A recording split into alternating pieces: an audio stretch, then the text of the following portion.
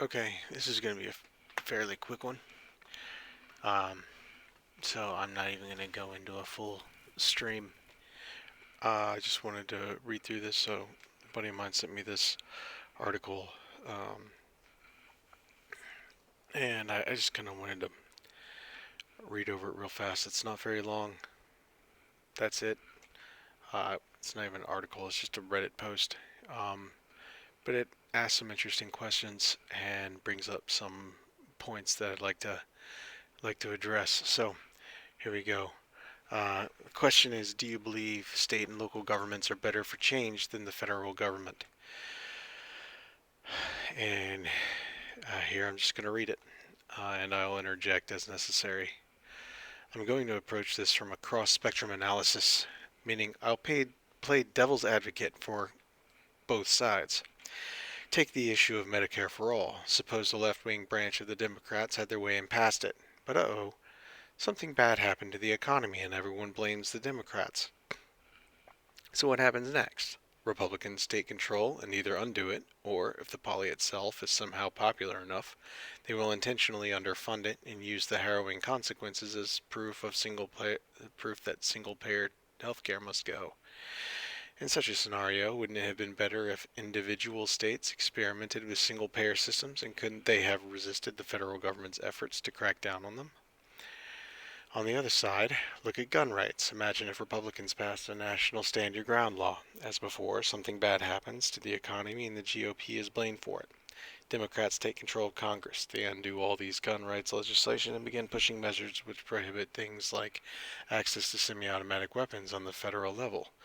Wouldn't it have been better if individual states passed pro-gun and self-defense legislation themselves? The TLDR I'm getting at are three things. The central government is no, often unreliable source for progress, and recent events show relying on them is a fool's errand since it's prone to overnight change. You can keep an eye on the local and state politicians better so you can get better policies you want through them.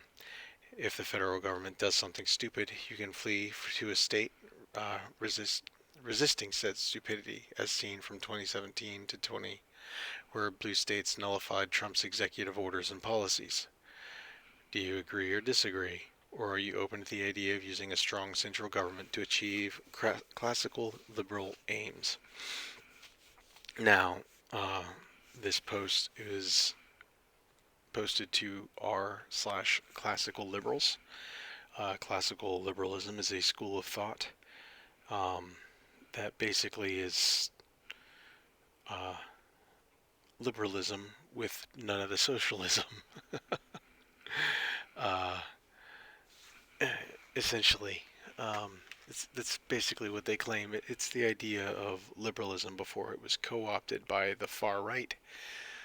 Uh, and by far right, I mean the people that call themselves left but are actually authoritarian. Um, and so, anyway, these are people that believe that you should be able to do what you want, whenever you want, with whoever you want to do it with. But they also believe that, the government shouldn't control what you say, how you say it. They don't believe in things like hate speech or the plethora of phobias. Um, so that's the kind of thing. It's not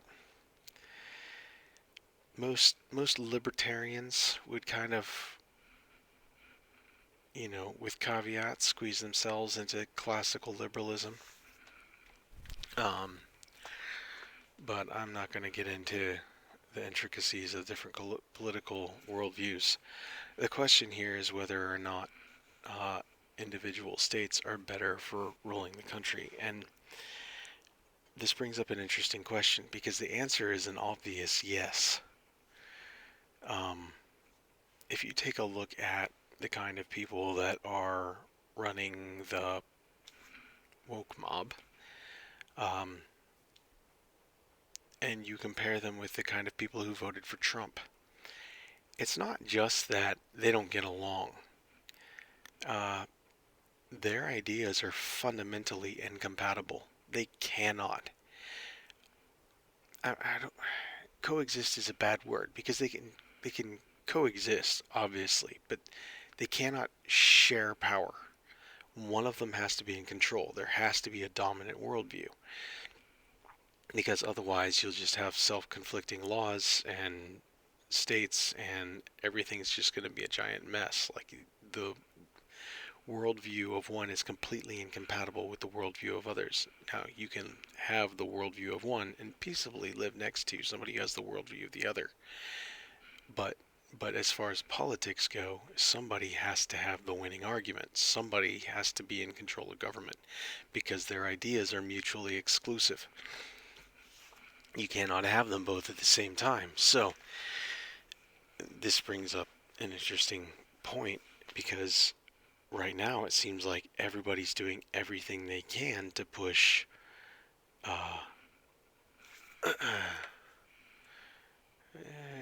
sorry, to check. Might have been somebody watching the stream, but it was not. Anyway, the federal government could push laws that the lower states don't want. In fact, the Constitution, for a long time, until I believe the 14th Amendment, I should probably just look this up. 14th Amendment to the Constitution of the United States. Cornell. I don't want Cornell. I want constitution.congress.gov. Always pick your sources. All persons born and naturalized in the United States and citizens of the United States, no state wherein they reside. No state shall make or enforce any law which shall abridge the privileges or immunities of the citizens of the United States, nor shall any state deprive any person of life, liberty, or property without due process of law, or deny any person with this jurisdiction equal protection under the law. Section 2, apportionment of representation.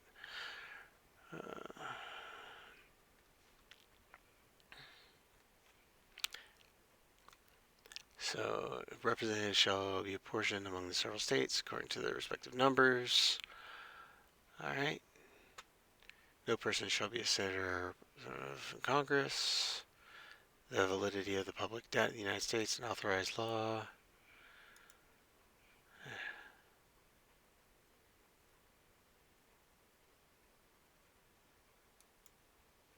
Alright. Yeah. Voting rights. And then here's kind of case law. Section. Race-based. Segregate, doctrine and practice. How's the Constitution? See. Quartering soldiers. 16th income tax. Citizens vote. Popular elections. Suits against states.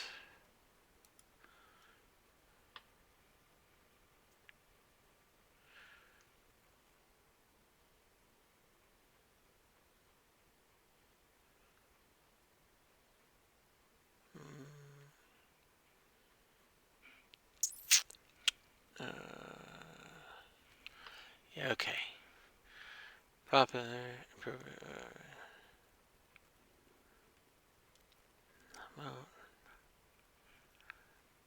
repeal prohibition, term limit.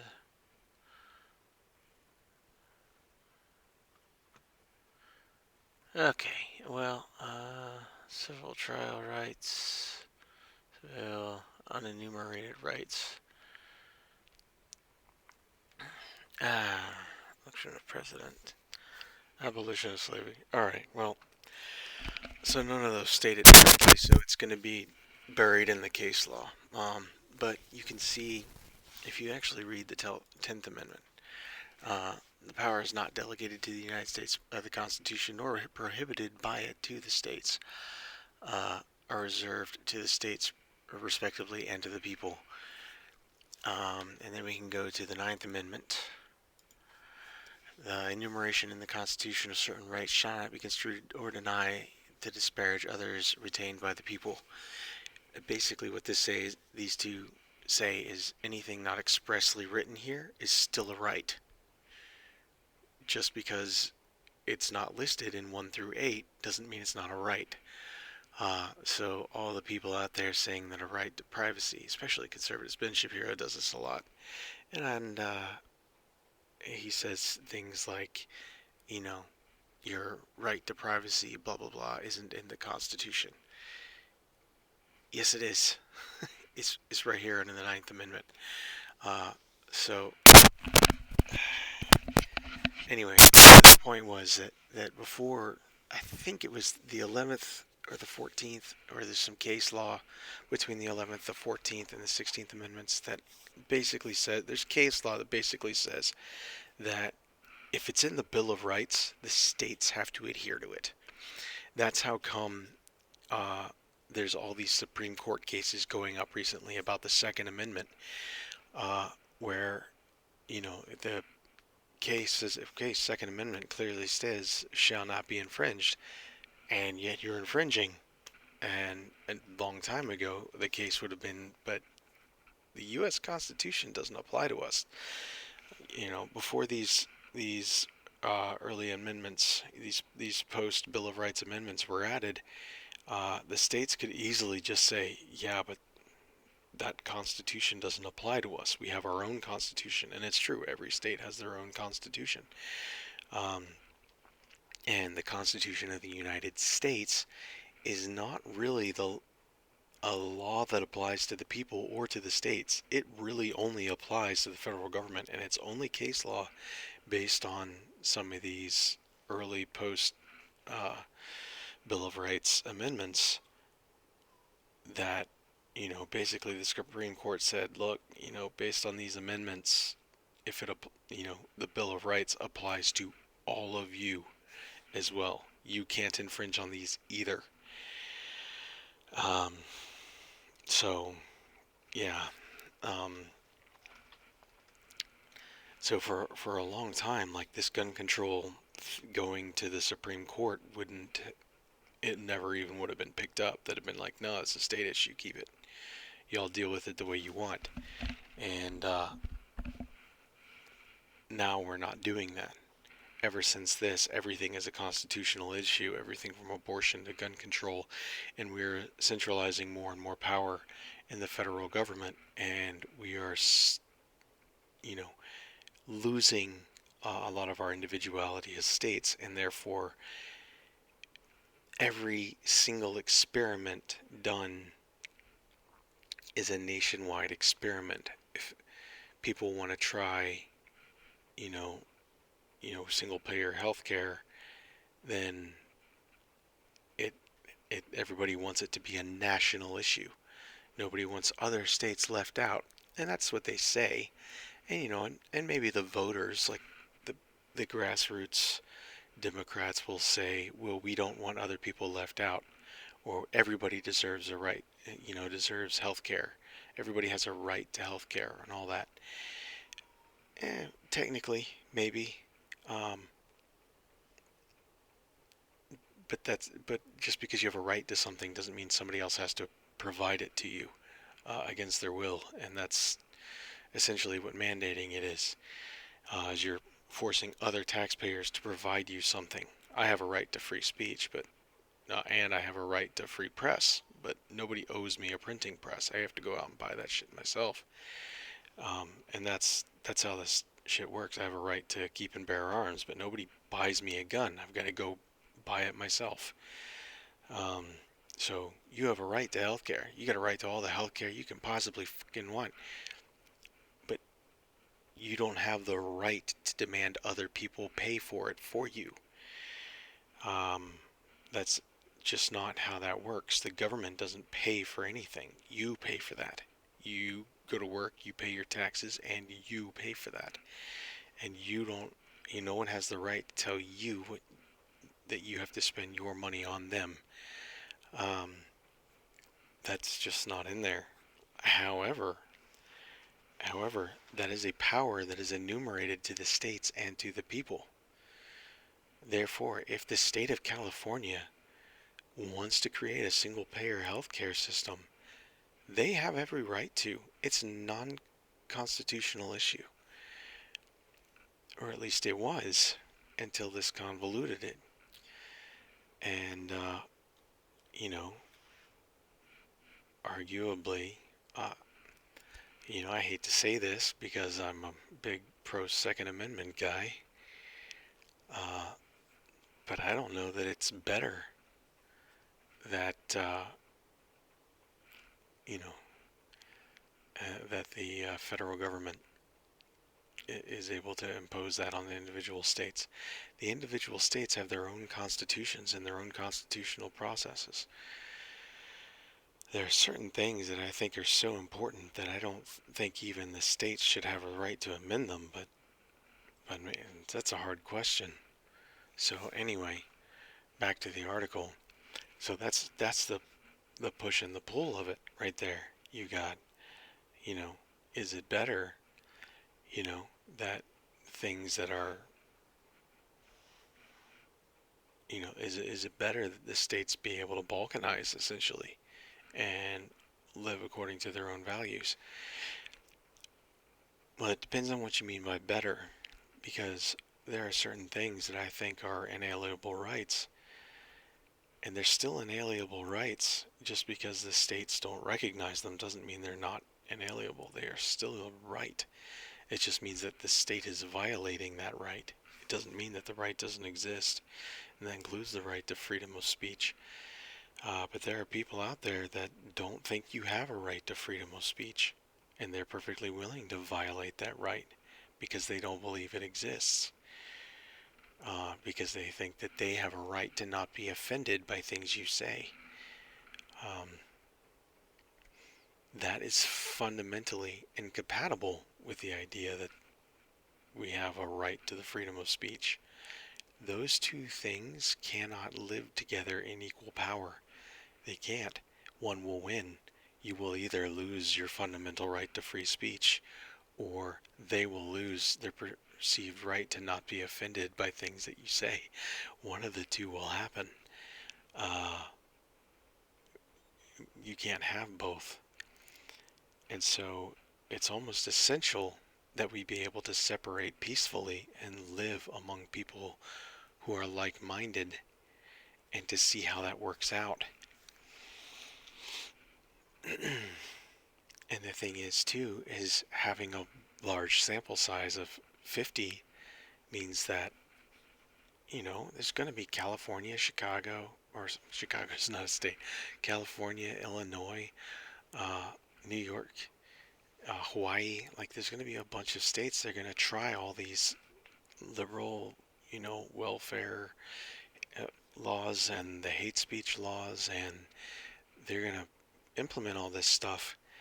And it's going to do things to their state. It's going to create an atmosphere in their state. I'm not going to venture to tell you what that's going to be. I'm just saying it will create a particular atmosphere in those states. And then you're going to have states like Texas that protect things like the Second Amendment, and uh, and then there's going to be other states that are like, yeah, we're not doing the abortion thing, or whatever. And then if we just let the states run their courses, then we can look at the states and say, hey, look, these states have happier citizens. These states are more prosperous. These states have fewer poor people. These states have fewer instances of people of dying due to lack of access to health care. We can see that, and then that data is there because it's running in real time. And then the individual states can be like, oh, well, I don't like the way my politician here is running things, and I like the way they're running it there. So I can either A,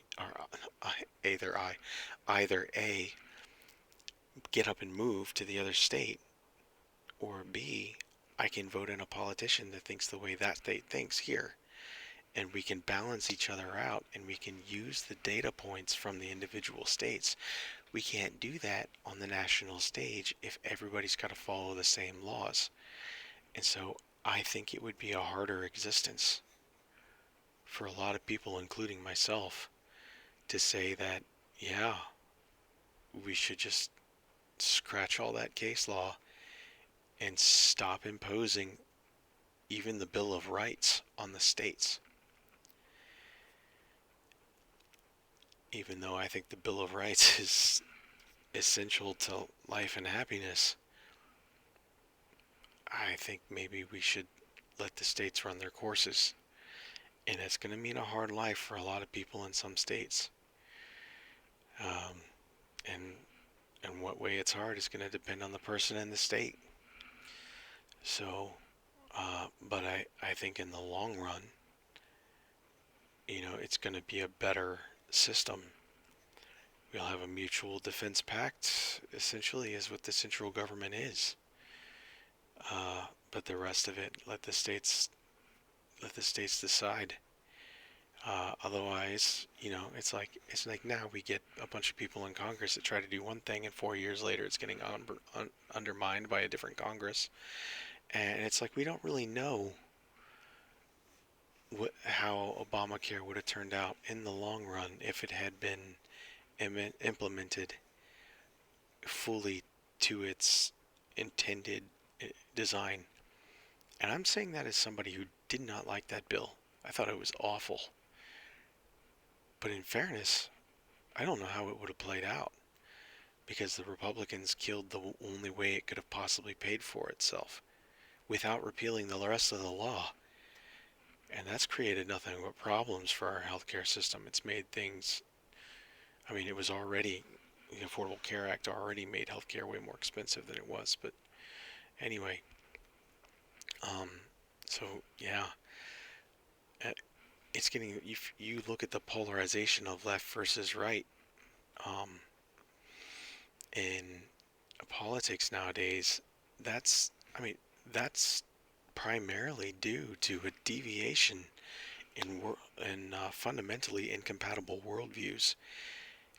And it's like, if one of those groups gets to the point where they've got an iron fist over the other one, there's going to be violence. We saw that in January 6th, and we saw it in Ferguson, Missouri, and we saw it in the Jazz and the Chop, like, in Kenosha, Wisconsin. We've been seeing the results of that break out all over the country. So the best thing we can do is to balkanize-ish without deunifying. And that means allow the states to run their course so that people who have fundamentally opposing viewpoints don't have to live under each other's laws. They can, the people that believe in the First Amendment, the Second Amendment, and all that jazz can live among other like-minded people. And if you're living among people that think like you and act like you and want the same things you want, then when you do the things you want, like ban abortion, you're among people that don't want abortion. So nobody's being oppressed by it. So, there we are. If you're, doing things like imposing that gender pronouns on people and applying fiscal, punishment on those who misgender or mispronoun or ghost name or whatever. If you want to write tickets and charge people, it's like the people that want to live in that state aren't going to feel oppressed by that system because that's the system they want. So just let people split. The only other alternative is that one side is going to oppress the other. And if you just let them split, we can just let it run its course and see who's right. The one that's right will be successful and have happier people and be more successful financially and will get along with their neighbors and have less violence. And the one that's wrong will have higher suicide rates and more crime and more dystopian government and we'll be able to see all that play out in real time. And then hopefully we have this federal government as a referee that keeps states from doing things like genociding their own population and going too far in that way, or reinstituting, uh, I, I don't know, like eliminating, women's franchise or something like that. I don't know. Because that really does do away with all those things in the states. It really does, and that's scary. Um, so it's like part of me wants to see the states be able to split off and do those things. The other part of me is like, well, let's not be too hasty. And this is how come the Federalists and the Anti-Federalists were such a big argument. This is not something that has an easy solution. But I can tell you one thing beyond all certainty, that the popular solution, no matter what side you're on, whether you're Republican or Democrat or central, the popular solution is never going to be to balkanize, to split up, to decentralize power. Part of that has to do with a fear of returning to things like, losing women's franchise, or Jim Crow laws, or total ban on the Second Amendment, or even returning to slave states, which I don't think would ever happen. But there's people out there that have that fear. Um, so people are afraid of that, and they think that the federal government is the only thing protecting them from that. And it's not true. The federal government once imposed all those things on people. It's not the thing protecting you from it. It's you. You, the people, are the thing protecting yourselves from that. You think it's the federal government, but the federal government does what's popular. That always, because that is how popular elections work. They say, and kinda at least try to appear like they're doing the things that they think that their electoral base wants, because that's how they keep their job, and they know it. So they have to at least appear to be, that's why they have to at least appear to be doing what the electorate wants. So the federal government doesn't protect you from a return to slavery and a loss of women's right to vote. And the only thing that protects you from that is you. And again, that's a big reason why we have the Second Amendment. And nobody wants to acknowledge that. I can already see in the comments down there, all 0 of them. But, I know what comments would come if anybody was watching these videos at this point. And that's that, oh, you think with an AR-15 you could stop the federal government with nuclear bombs and Navy SEALs and yada, yada, yada, yada. Well, we had nuclear bombs and Navy SEALs and Marines in Afghanistan, and the Afghanis had flip-flops and AK-47s. Sorry, mate. Second Amendment really does protect you from a lot more than you give it credit for.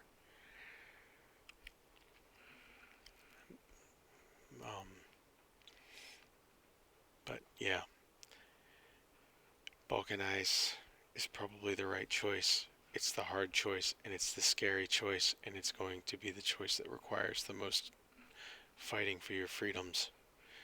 But it's going to be also the choice that gives you the most options to do that, because the second centrally powerful federal government that's taken away your Second Amendment right, taken away your right to free speech, and that is in bed with the social media and corporations and oil corporations and the medical companies are all in their pocket, because they're paying politicians, and because the politicians write the laws that protect those companies. When you have a situation like that, you don't really have a whole lot of recourse, and there's not really anywhere for you to go to get away from it either. So it feels like the Balkanization, well, pseudo Balkanization of the United States is the more dangerous route, but I don't think it is. But only time will tell. And until such a time as it is told, Rulo out.